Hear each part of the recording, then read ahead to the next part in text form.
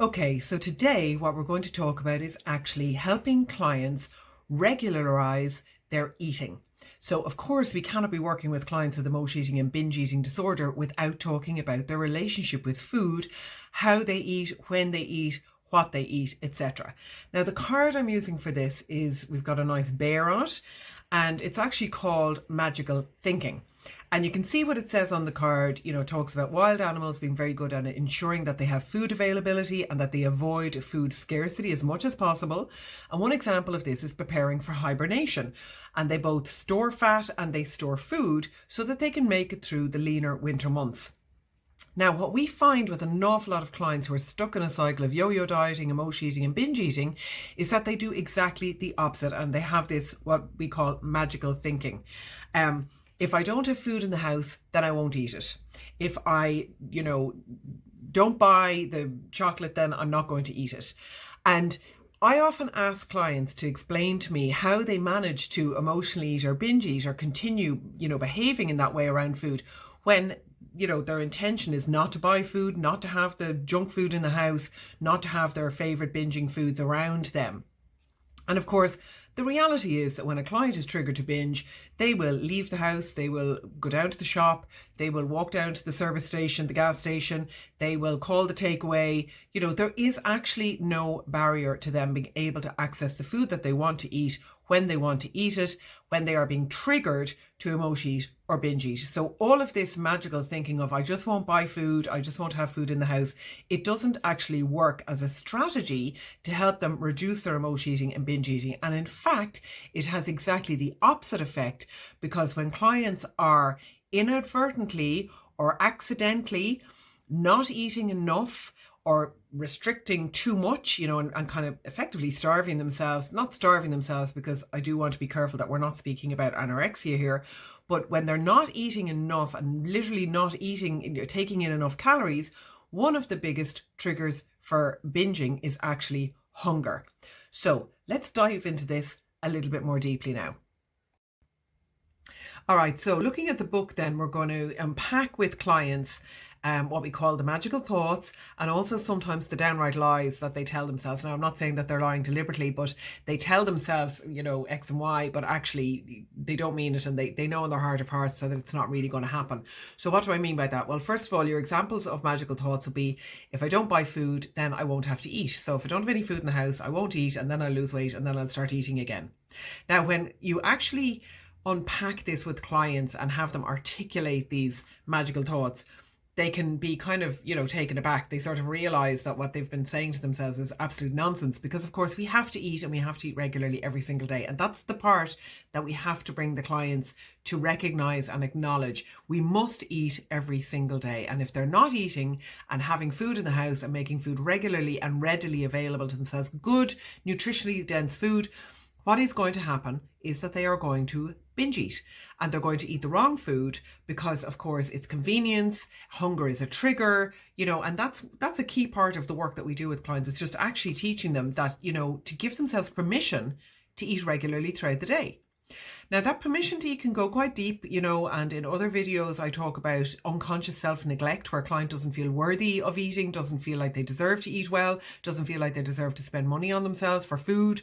That's a whole other bigger, deeper layer that can go on with clients, and often that's obviously linked back to trauma.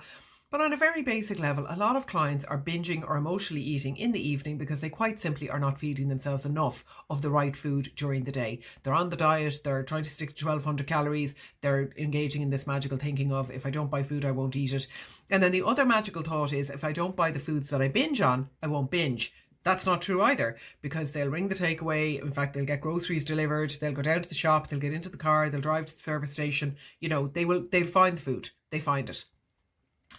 And then some of the downright lies, would be, I'll eat later when the kids are in bed. Or I make myself a dinner when I get home.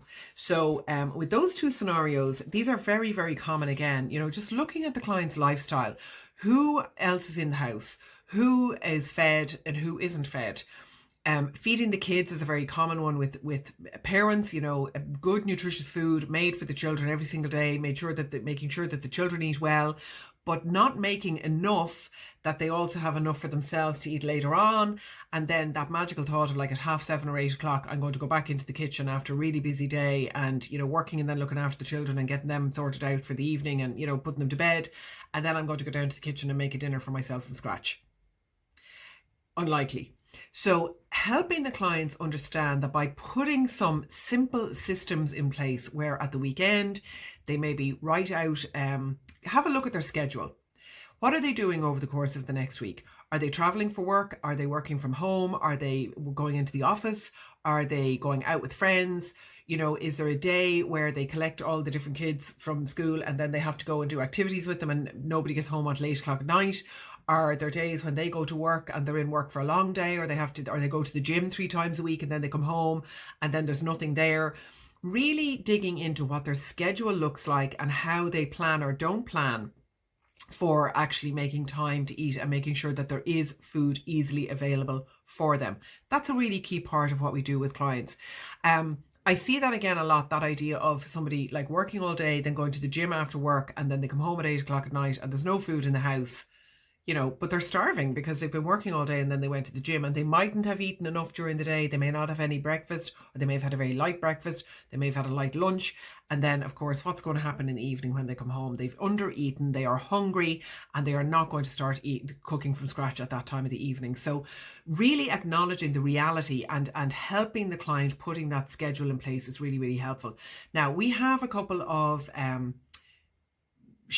journal sheets that really help with this, and you can download them below from the links. There's a page that we've created where you can download those PDFs and you can use them with clients, and it's very helpful to do this to help the client break that magical thinking of, I won't buy food. If I don't buy my binge foods, I won't binge. If I'm going to cook myself a dinner from scratch, when I come home from work, and really changing that to, can we bulk cook at the weekend and have food ready, portions of food available in the freezer or the fridge, so that at least they've got 2 or 3 days worth of food ready and available for them for the following week? Can they hard boil eggs and cook a couple of pieces of chicken or fish that they can grab and put them into a salad and bring them into work with them? Is there a good deli or a food store where they cook good quality ready meals, and would they substitute those good quality ready meals for the takeaway? So that can be a very easy, substitution for a client. And we did this in COVID. We actually had a look at that. The big treat was to have a takeaway once a week, during COVID, because we were all bored out of our trees. And if I had to walk into the kitchen one more time, I was actually going to murder somebody. So we started buying really nice, good quality ready meals from a company called Avoca here in Ireland, who do very nice, ready-made meals. And we worked out that it was actually far cheaper for us to have a really, really nice, high quality meal for 2 from Avoca than it was for the 2 of us to have a takeaway. So, little things like this can really help clients make a big difference. Now, you must take into account that some clients actually can't cook, and you really need to check what the client's skill level is. So there's no point in giving clients big elaborate meal plans or recipes for food when maybe the client can't even cook. And again, in our practice, we've seen practitioners talk about, teaching a client how to chop an onion and saute an onion as a base for a simple pasta sauce or 2. So you really have to check in with the client and see where they're at. And it might just be a case that the client is simply assembling ingredients that they can eat together. So something like making up a bento lunchbox, or just putting ingredients together without actually having to go into any complicated cooking for themselves. But really checking in on where your client is at, what their skill level is, and what they have at home as well, in terms of, do they have a soup maker? Do they have a slow cooker? Can we start using our crock pot? Can we use those? Would they invest in one? You can get a good crock pot for under 50 or 60 euro, maybe 80 euro, I'm not sure, but they're certainly not 100 euro. I think I bought a small one for under 50 euro there recently, because I have a big one, but I wanted a smaller one. And helping the client just, assemble ingredients and putting them into a crock pot on a timer so that when they come home from work, there's a meal ready for them. These kind of things. But the first and foremost piece is helping the client break down those magical thoughts. If I don't have food in the house, if I don't shop, if I, then I won't eat and then I lose weight. Now, clients have a fear of, if I have too much food in the house, or if I have the wrong food in the house, or if I buy those, if I buy chocolate, if I buy chips, whatever it is, I'll just eat them all. And one exercise that I ask clients to do with that particular magical thought is to give themselves permission to have a little bit of what they fancy every single day. So, for example, here in Ireland, Cadbury's chocolates are available in what they call fun sizes. So I suppose they're technically for children. Buy a bag of fun size of your favourite chocolate. If you like dairy milk, if you like a Twix, if you like a Snickers, whatever it is, buy the fun size packs and give yourself permission to have one every day. Have a small one every day with a cup of tea or coffee if that's what you want. It's the full denial and saying, I can't have chocolate, I can't eat this, I can't eat that. That's what sets you up for deprivation and restriction. So again, bringing the client to that place where they can have a little bit of what they fancy, that there are no hard and fast food rules, that there are no foods that they actually cannot eat.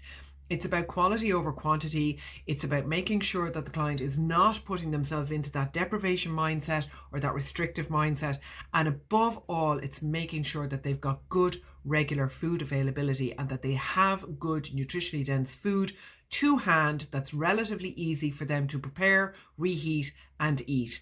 So this is all about scheduling and breaking out of those magical thoughts where it's actually recognizing I must eat at least 2 to 3 times a day.